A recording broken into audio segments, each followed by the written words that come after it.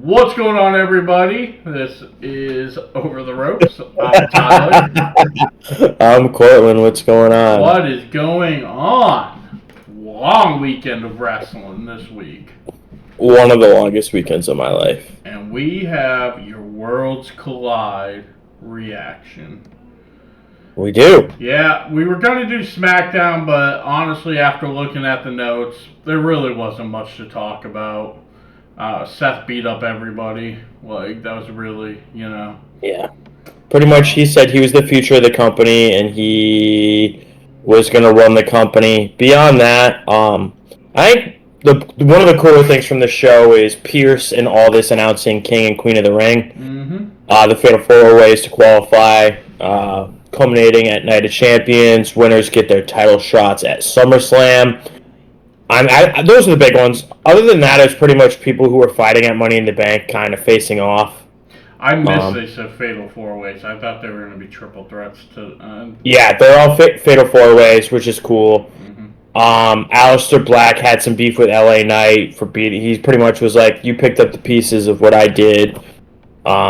Dirty finish there, and then I think the other big note from SmackDown was Solo talking shit about Jacob Fatu when he didn't know he could hear him. Yeah. And he said, "All gas, no brains." I mean, there's SmackDown for you right there. So. Yeah, it wasn't a whole lot. I mean, it was a good show. It just wasn't a lot to talk about considering everything else we have to talk about. Yep. So let's get into Worlds Collide. I thought this was an awesome show. Worlds Collide was super interesting. It was different. Definitely a different style of wrestling than we're used to seeing. And they mentioned that at the beginning, and I was like, we'll see. It definitely was a way different vibe, but I liked it. Conan was nostalgic. My lord. Dude, I loved Conan. One of my Graves on commentary. One of my like bigger notes was just how do I word this? This show showed how much of a shame it is that Corey Graves is only on NXT because he was so damn good. Oh yeah, he was excellent. Yeah, he did so well, and frankly, like, yeah, it was just nuts. Seeing Graves and Conan together, I'd take Conan more, frankly. I enjoyed him. Like, he wasn't great. Like, it wasn't like the best thing I'd ever heard, but he was good enough that I enjoyed it. You know what I'm saying? I think there was some features, kind of like Jesse the Body, but I think a little goes a long way with Conan. That's true. Fair enough. Did you hear the rumors that WWE had reached out to Mike Tenay? No, I didn't. Yeah. That's wild. They couldn't come up with like a money agreement, but yeah, they wanted it to be Corey Graves and Mike Tenay, and probably Conan. Yeah. Yep. But that's cool as fuck. I thought Graves was awesome. Yeah, him being there was just, and he did such a good job that, like, you know what I'm saying? It was spectacular. Even Hater Meltzer had to be like, dude, Graves was fucking great. Hater Meltzer. That Mega Championship is ugly as shit. That's an ugly title. I'm sorry. You know what? I don't even really remember seeing it at all. It's gross. That was the disgusting title. Damn. Yeah. Big hate. Yeah. Big hate on a Tuesday. Damn shit. Monday. Oh my god, I don't even know what day it is. And we had Dom and Liv in the front row. Yeah. Looking as disgusted as they possibly could. Ray came out, did a speech. I can't tell you one damn word about the speech. There are a lot of Spanish. I was very disappointed in the reaction for Ray. I rewinded it, and then it was better the second time, but, like, come on, man, it's Rey Mysterio. Right. This guy is a lucha legend, and I feel like he deserved a better reaction than he got. Yeah. Just my 2 cents. Yeah, you know, they did there's probably people waking up from all the damn singing before him. You know, they did the Mexican national anthem, then they did the American national anthem, that Triple H, Shawn, that lady that runs AAA, a lot of stuff to fast forward through. Yeah, a lot of shit to fast forward through.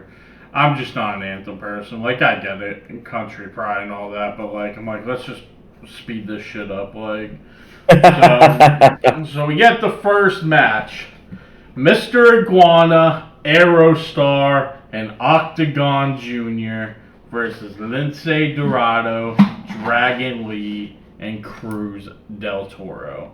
Now, I'm about to throw the most hypocritical shit out humanly I can't wait. possible. Okay, let's go. Boy, did I love Mr. Iguana.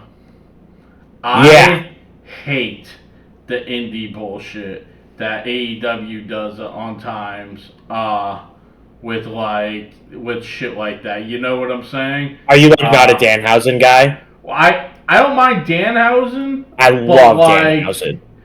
But I ripped them to shreds. They did one of their like multi-man main event tag matches, and the dude from New Japan that's always with Kenny Omega, Kota Ibushi? Yeah, the golden. Yeah, together they're the golden something. Right. So they had it was Kota teaming with Kenny and them against somebody, and they had Kota like riding a bicycle. Oh yeah, I know exactly what you're talking about. Yeah, tore their shit to shred because like that's Kota Ibushi, and you have him doing some stupid shit like this. You know what I'm saying? And I feel like I usually rip AEW when they do stuff like that. So this is real hypocritical, but boy was I getting a kick at it. Here's the thing. One, they don't do it every week. So like every now and then it's fine. Two, this guy, this is his character. It's a Santino character. It's meant to be a goofball, not meant to be serious. You know what I'm saying? Right. So I think that's why I can deal with it more, because it was a character who was meant to be a goofball, rather than somebody who's supposed to be taken seriously. And they're doing dumb, jokey shit with him. You know what I'm saying? Yep. But yeah, man, I really love the indie feel of the iguana, just the puppet, like the whole thing. I was into this match. Yeah, I think it was super entertaining. It was a good way to start. It was a great way to start. I like the way they recorded it. It was a little darker. Reminded me of like some of their filmed live events they do, like when they did Starrcade or whatever. You know what I'm saying? Yeah. I thought it was interesting that it seemed like the 6-man tag were good guys versus good guys and bad guys versus bad guys. Yeah, I did notice that. Did you notice that? I thought that was interesting.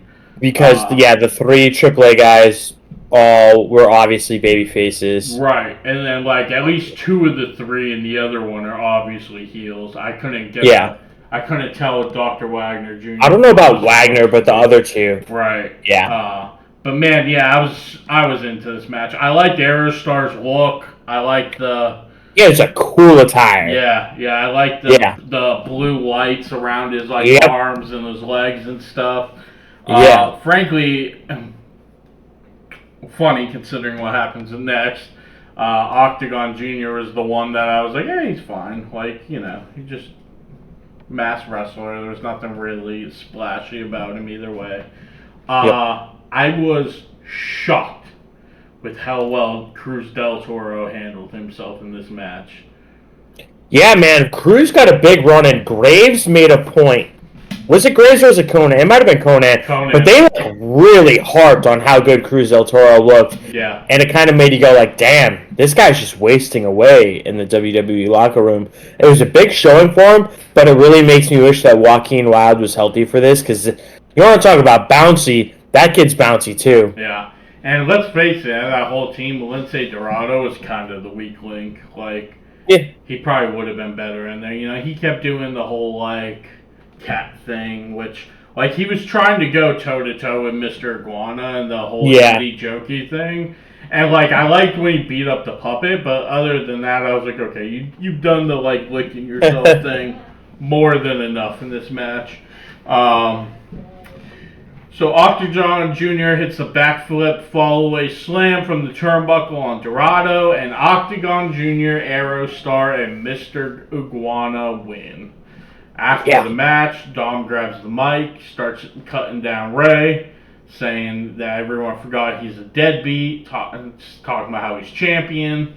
Octagon Jr. gets in his face. Conan had talked earlier about how big of a Rey Mysterio fan he is. He gave Ray like a mask or something.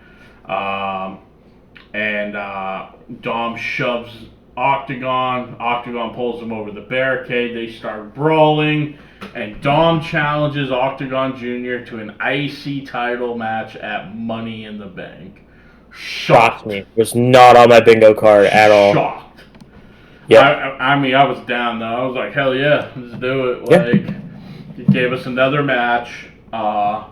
And yeah, somebody who held his own to some degree, at least. Yeah.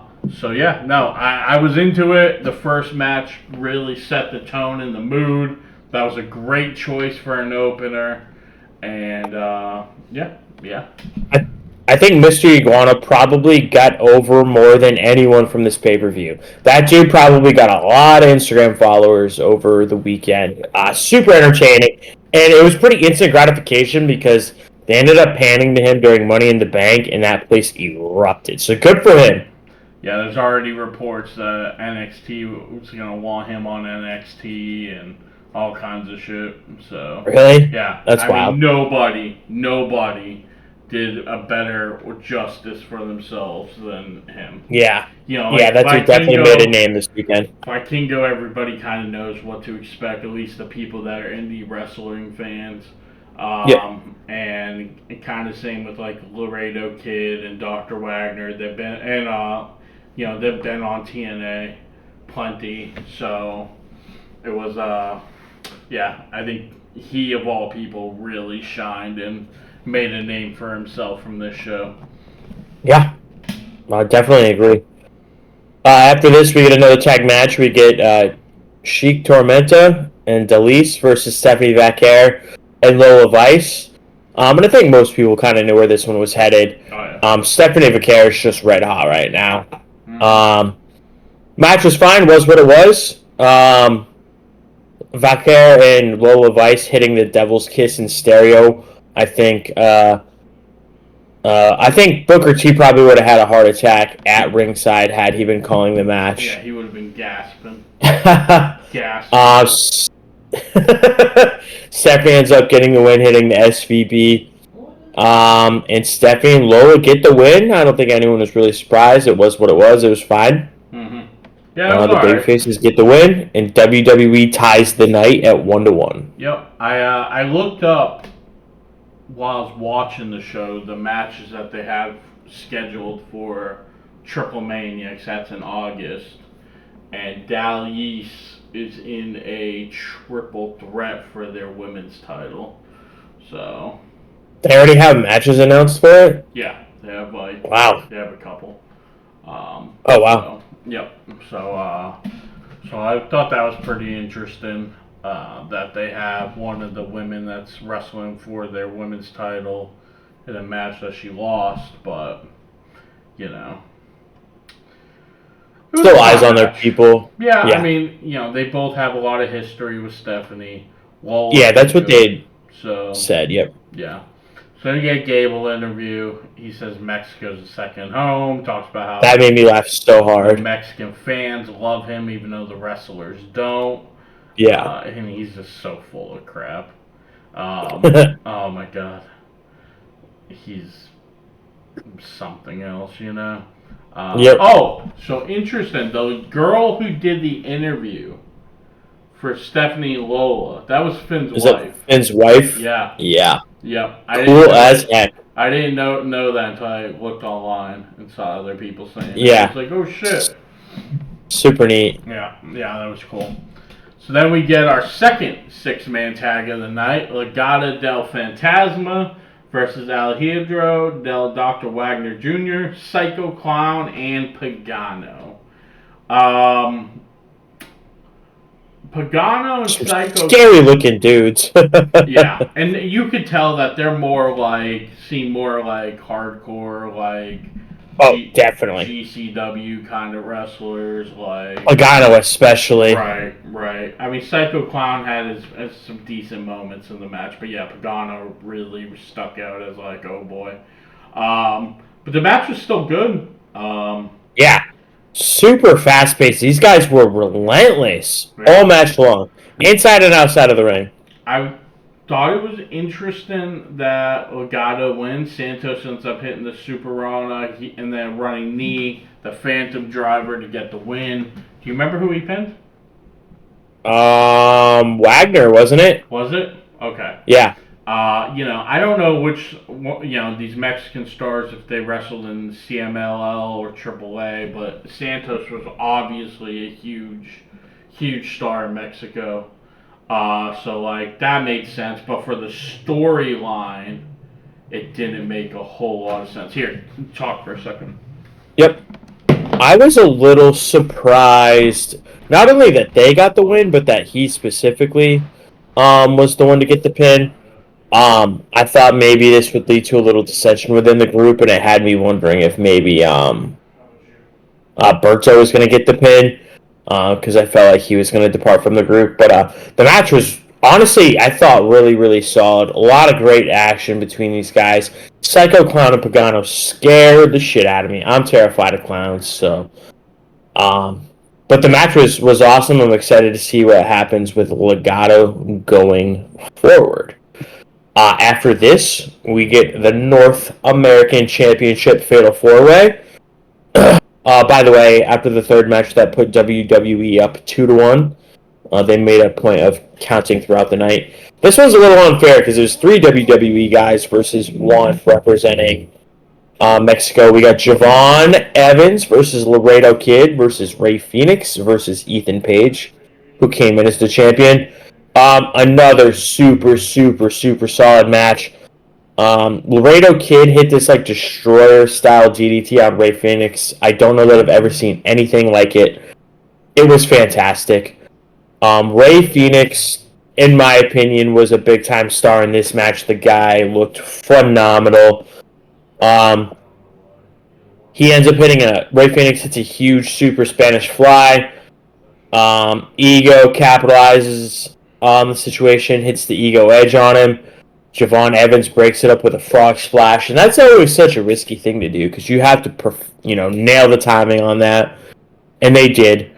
Match ends with Javon Evans hitting the springboard cutter on Laredo Kid. Ethan Page jumps in, picks the bones, tosses Javon Evans out of the ring. Ego hits the twisted grin on a beaten down Laredo Kid. And still North American champ Ethan Page. Fantastic match. WWE goes up 3-1 on the night. And then this takes us to the main event. We've got Chad Gable versus El Hijo del Vikingo for the AAA Mega Championship. Some absurd moves in this match. Vikingo is absolutely phenomenal, and I think this match also said a lot about Chad Gable. This guy is a consummate pro. He made everything in the match look fantastic. What's up, brother? Sorry, I had a phone call. That's okay. So I finished up the 6-man, and then I just finished up the Fatal 4. I don't know if you want to add anything to Fatal 4. I thought the match was awesome. I think Ray Phoenix was the star of the match. I thought he looked fantastic. They were all great. Even Laredo Kid. Yep. Obviously, I think he was probably the weakest link, but still not like a significant difference. You know what I'm saying? Like he's still pretty good. The match was great. Javon's awesome. Ray Phoenix is awesome. I love Ethan Page, even if other people don't. It was Dr. Wagner that got the pin. I like that they did the video packages for the first Worlds Collide, and then for Triple Mania, and kind of like explained what those were. So I like those because we have both of those. you know, I was just looking at my notes. Yeah.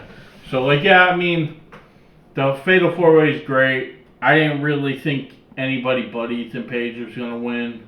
Like, I Yeah. feel like they wanted a bigger stage for Javon Evans. I never thought they would put one of their belts on a AAA wrestler. And I think they have bigger plans for Ray Phoenix. So, Yeah, um, I would agree. but It yeah, would have been awesome for the surprise factor, but I think he's right. going to end up with his brother here sooner than later. So Yeah, unfortunately, I agree. Like, I would still like to keep them separate, especially where I would Penta too. is right now. But I agree. But yeah, so no, it was a good match. Coming off of me having to run off real quick, I was shocked that Legado won, but I think it was a really good thing for Santos specifically, who used to be such a big star in Mexico. You know what I'm saying? Yeah, I don't remember the last time that guy won a match, so that was pretty awesome to see. Yeah, I was kind of hoping it was going to be Berto if they got the win to kind of add to the no, hell no. Get out tension of the that. group. But He's the worst member of the group. hey, you better shut up. He is. Angel's better than he is. I do like His Angel a lot. stripper pants. So then we had the main event. El Hijo del Vikingo versus Chad Gable for that ugly ass AAA Mega Championship. And what a damn match this was. Yeah, really, really strong. Dude, Vikingo is nuts. That's 630 to the outside. That's Yeah. your first note and my first note in Yep. this match. Was Human highlight reel. Jesus. The crap that he does is so crazy. It's so good.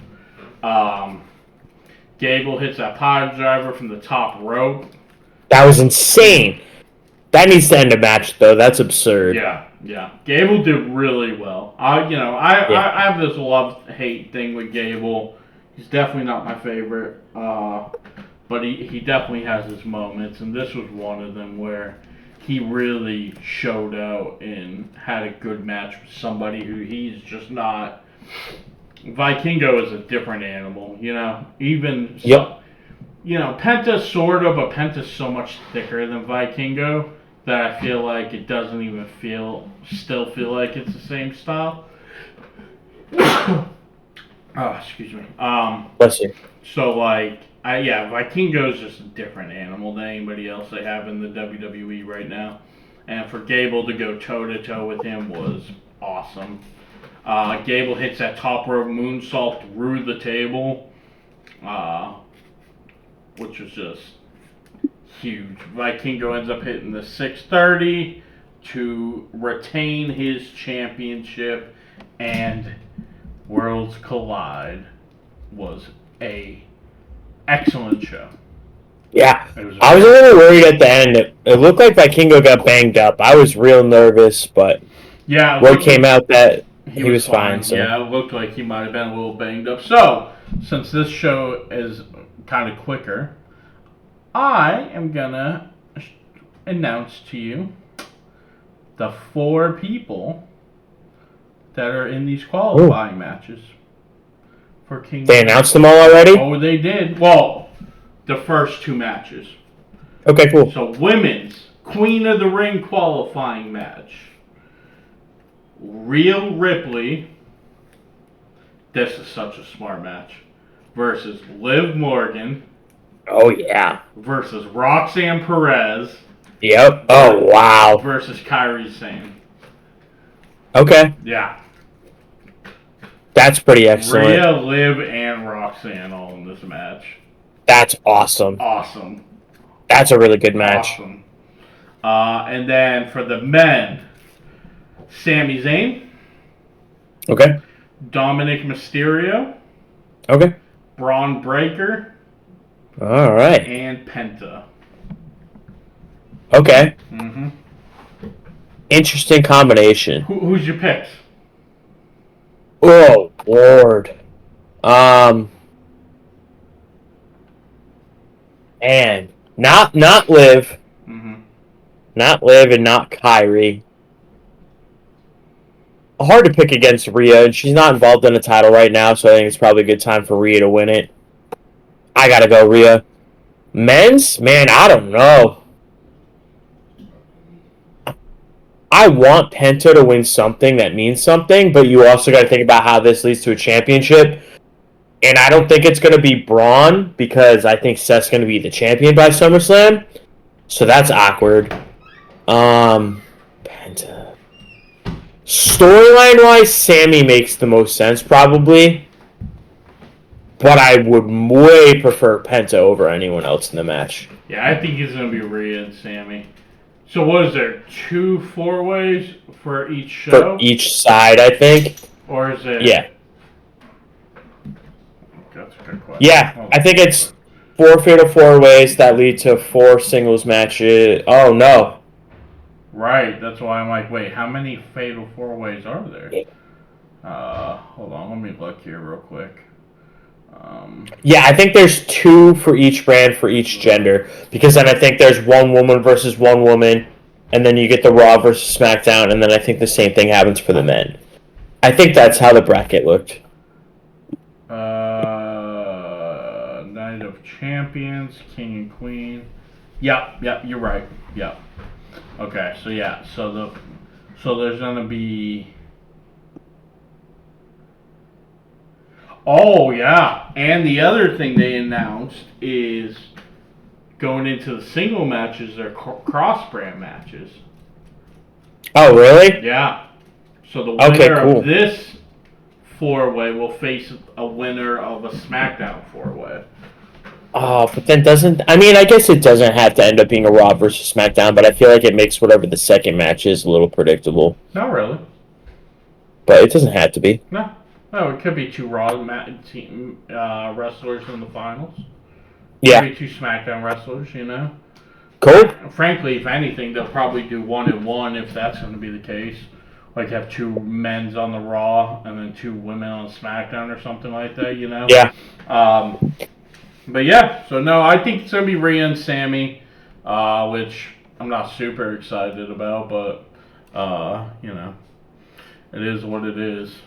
But yeah, man, let me tell you, one of the things I will be doing tonight while I watch Raw is getting on the downloading creative wrestlers and seeing if there's any AAA guys to download in 2K. Yeah. You know what I'm saying?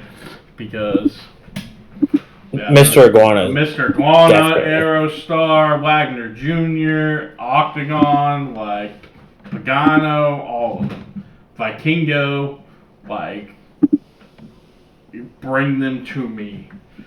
So, but alright, that is your Worlds Collide review, everybody. I hope you enjoyed it.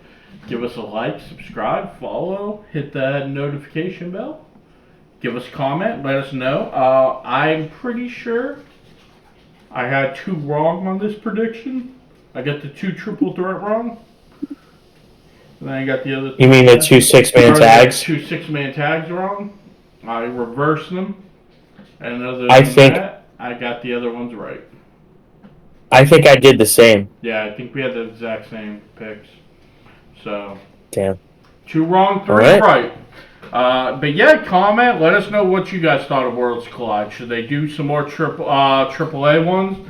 How would we feel about like AAA, TNA, NXT next time?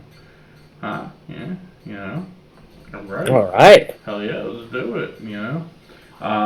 Anyways, we will be back with your Money in the Bank reaction. Let's go. So we'll talk to everybody later. Enjoy your wrestling. Peace. Peace.